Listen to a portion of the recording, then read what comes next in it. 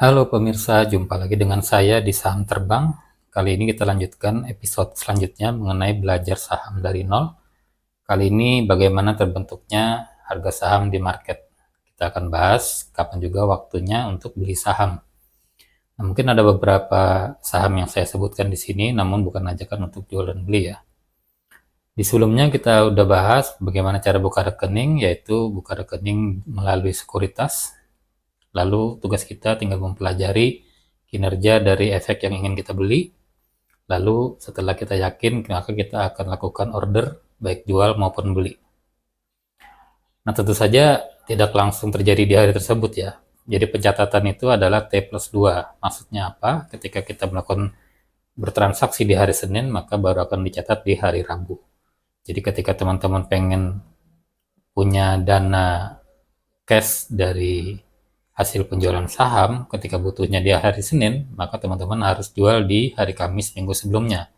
Karena hari Minggu dan Sabtu tidak dihitung ya, maupun hari besar. Nah, ini beberapa jumlah saham yang ada di Bursa Efek, beberapa contoh ya. Jadi ada 900-an jumlah saham saat ini dengan 11 sektor. Nah, bagaimana dengan harga saham tersebut? Bagaimana terbentuknya harga sahamnya? Tentu saja seperti kita di market ya, di pasar, yaitu harga saham terbentuk dari adanya supply and demand. Maksudnya bagaimana? Maksudnya ketika permintaan lagi tinggi, supply terbatas, maka harganya naik. Begitupun ketika permintaan sedikit dan yang jual banyak, yang supply banyak, maka harga akan turun. Ini namanya bid and offer. Bid itu ketika kita ingin membeli saham, offer itu ketika kita ingin menjual saham. Bid dan offer ini ditentukan dari best bid-nya ya, best bid dan best offer. Jadi harga terbaik saat kita beli dan harga terbaik saat kita ingin menjual. Harga terbaik saat kita membeli adalah di sebelah kanan ya, best bid-nya sebelah kanan. Misalkan harga saham Astra ada di 4.000, maka di aplikasi kita itu akan muncul harga kiri dan kanan ya, ada 4.000, ada 4.025, maka best bid-nya adalah 4.025. Ketika kita hanya menawar di 4.000, maka kita akan masuk di antrian ya. Tapi ketika kita langsung hajar kanan, maka kita langsung beli di harga 4.025, maka biasanya kita langsung dapat barangnya. Nah, ini biasanya dilakukan kalau kita tidak ingin melihat harga sahamnya terus naik ya, maka kita akan ketinggalan membeli sehingga kita ingin hajar kanan. Begitupun ingin menjual, jika kita ingin cepat-cepat menjual, maka kita harus masukkan di best offer. Best offer itu yang paling kiri ya. Kalau menjual yang paling kiri, kalau membeli yang paling kanan. Ketika harga Astra ada di 4.000, maka yang paling kiri ada 4.000, yang kanan ada 4.025. Maka kita masukkan di harga 4.000 sehingga harganya saham tersebut akan cepat laku ya. Tidak masuk di antrian lagi.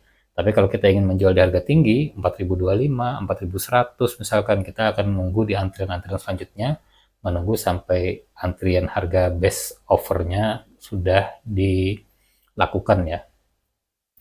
Nah, harga saham di market itu bergantung biasanya dari dua hal ya, yaitu jangka pendek dan juga jangka panjang. Jangka pendek ini biasanya terpengaruh oleh adanya katalis ataupun sentimen ya, seperti kinerja perusahaan yang naik atau kinerja perusahaan yang turun ketika dibandingkan dengan year on year-nya. Lalu ada pengumuman dividen sehingga harga saham tersebut naik. Lalu ada peluncuran produk baru, misalkan ada PHK, ada merger, akuisisi ya, ada perubahan manajemen, ada akuisisi dari perusahaan-perusahaan tertentu yang ingin membeli beberapa persen sahamnya. Ada juga sentimen negatif ya, seperti skandal dari manajemennya, skandal dari keuangan perusahaan tersebut, dan skandal akuntansi misalkan ya, itu bisa mempengaruhi harga saham secara jangka pendek. Nah, itu juga ada pengaruh dari institusi ya yang masuk ke saham tersebut atau bandar. Jadi ketika tadi beberapa supply ya di harga 4.000, 4.025 itu langsung diborong.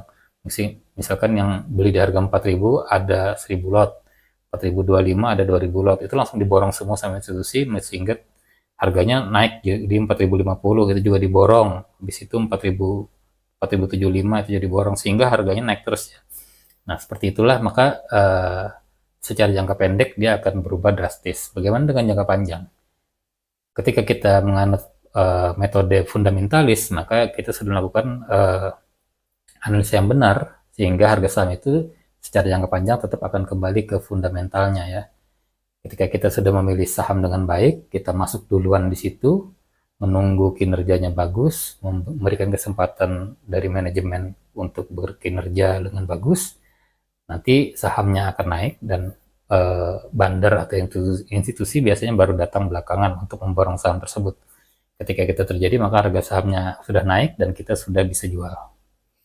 Nah, ini beberapa fraksi saham ya. Fraksi saham itu dibagi dari 5 kelompok, ada range-nya. Ketika kita punya saham di bawah 200, maka itu naiknya cuma satu ya, naik atau turunnya. Jadi ketika kita punya saham 100, maka naik ke 101, yang 100 turun jadi ke 99. Begitupun di kelompok 5, kita punya saham di harga 6.000, maka naik jadi 6.025 karena fraksinya 25. Nggak mungkin fraksinya satu lagi ya. Ketika kita punya saham 6.000 tadi, turunnya juga di 5.905, turunnya Rp25. Nah, saham itu, jenis saham itu ada beberapa papan pencatatan ya, ada papan utama, papan pengembangan, akselerasi, dan pemantauan khusus.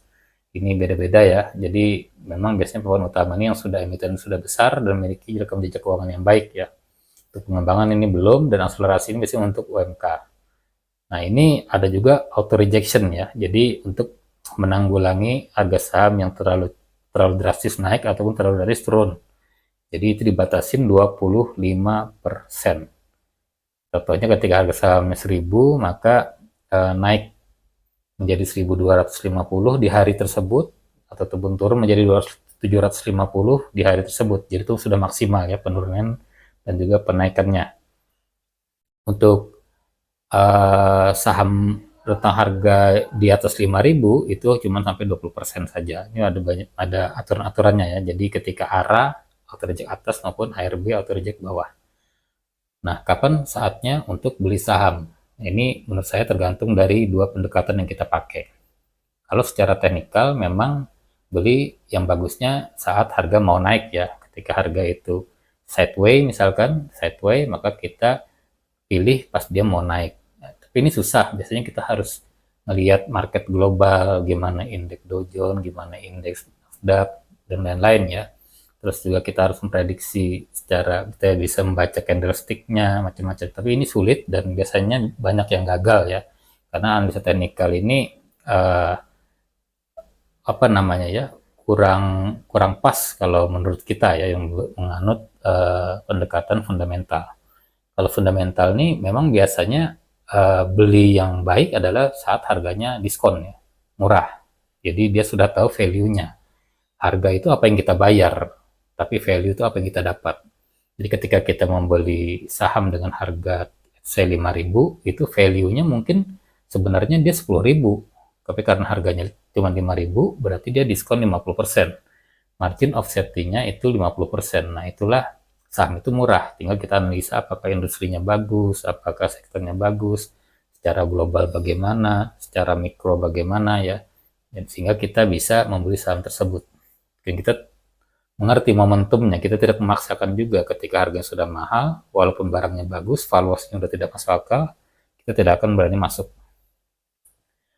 Nah, ini saya belajar juga dari Benix yang mengenai 4 level investor, yaitu level yang pertama ini yang paling rendah ya, jadi tidak tahu saham apa yang dibeli. Ketika kita masih bertanya saham apa yang bagus, saham apa yang bisa dibeli, nah itu berarti Anda tidak tahu saham yang Anda beli. Masuk ke level 2 ini yang lebih mending ya, jadi kita sudah tahu sebenarnya kita mau beli saham A, cuman masalahnya kita tidak tahu bagusnya di harga berapa, karena kita tidak tahu harga wajarnya ya, apakah saham itu murah ataupun sudah mahal. Saham itu bagus, tapi mungkin apakah valuasinya cocok atau tidak. Karena kita beli barang bagus, kalau mahal buat apa ya? Nanti malah yang ada harganya akan turun. Yang ketiga, level ketiga itu kita tahu harga beli saham tersebut di harga berapa. Tapi sayangnya kita tidak tahu harga jualnya. Nah, minimal kita udah di level 3 ya. Jadi kita tahu harga saham tersebut yang kita ingin beli, saham A, misalkan tadi di 3.000, tapi kita tidak tahu itu mau jual di berapa ini, mau jual di 4.000 atau 5.000 atau berapa. Nah, itu, tapi itu masih mending ya. Nah, yang level paling bagus adalah kita tahu kapan harus beli dan kapan harus jual saham tersebut. Sekedar tips dari saya mengenai cara membeli saham. Tipsnya kita harus mengenali kondisi keuangan kita dulu ya. Kita usahakan investasi itu menggunakan uang yang dingin, karena metode kita adalah metode jangka panjang, mindset kita adalah mindset investor, bukan spekulator, maka tentu saja ini membutuhkan waktu ya.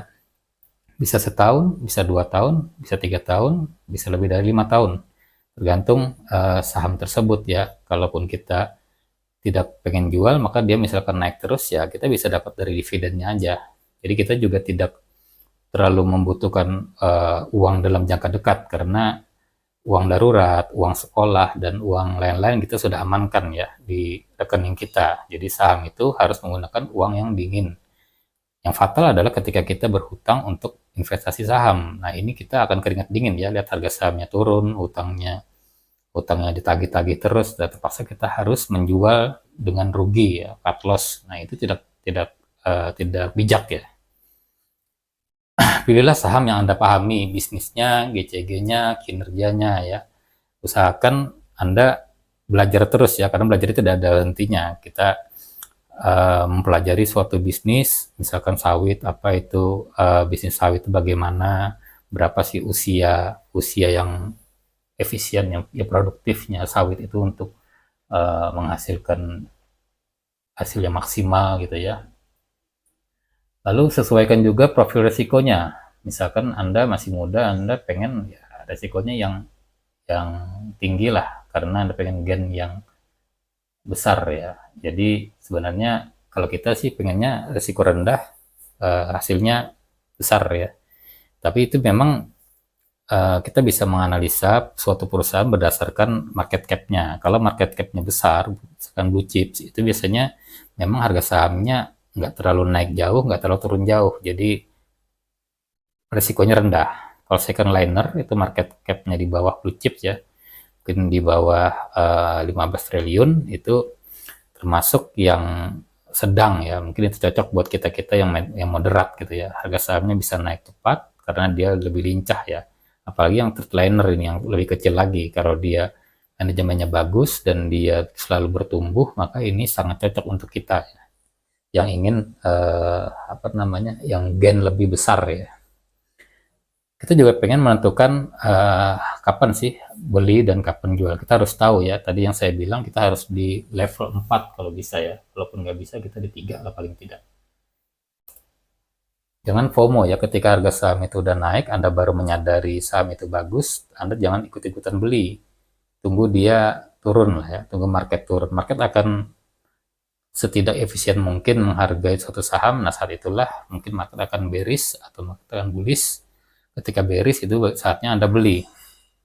Makanya ketika kita diversifikasi portofolio itu kita harus, kalau kita lamsam ya, kalau kita lamsam bukan nyicil ya. Kalau kita nyicil mah kita langsung belikan aja saham, kita nyicil sebulan 1 juta langsung habisin.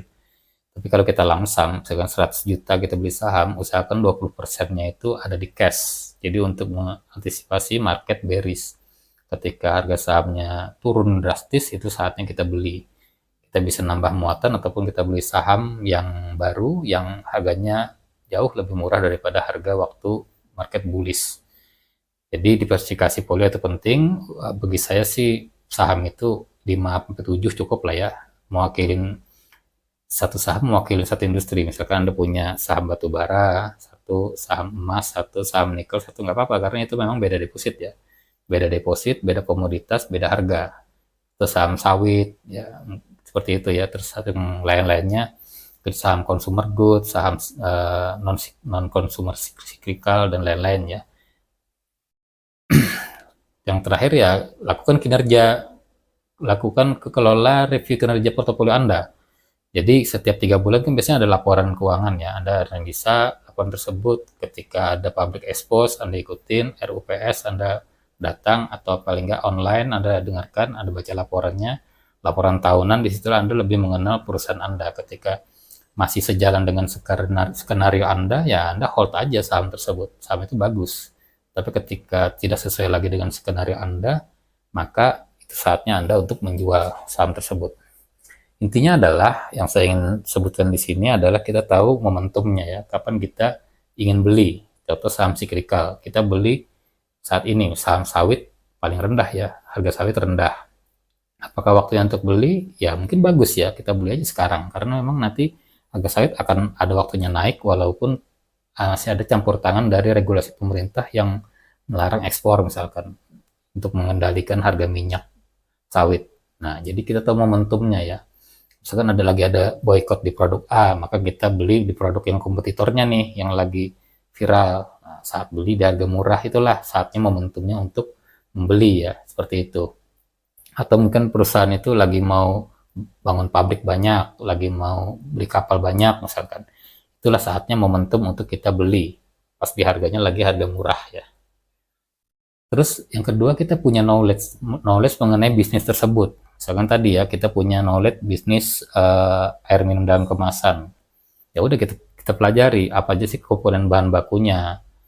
Terus keuntungan dari mana, marketnya seperti apa, apakah masih punya ruang untuk bertumbuh di Indonesia dan lain sebagainya. Kita harus tahu knowledge dari bisnis perusahaan tersebut ya. Nah, unsur kualitatif ini seperti GCG ya, good corporate governance. Jadi manajemennya seperti apa. Terus kita analisa makronya seperti apa ya, analisa industrinya seperti apa, mengenai inflasi, mengenai suku bunga, kita harus tahu juga ya, mengenai harga komoditas. Nah, itu kita unsur kualitatifnya harus kita pahami. Nah, yang terakhir adalah unsur kuantitatif. Ini mengenai kinerja dari emiten tersebut ya, kita review per 3 bulan. Apakah kinerjanya masih on the track? Apakah sudah tidak sesuai dengan keinginan kita? Nah, itu yang harus kita pelajari. Oke, itu saja dari saya. Semoga bermanfaat. Terima kasih. Assalamualaikum warahmatullahi wabarakatuh.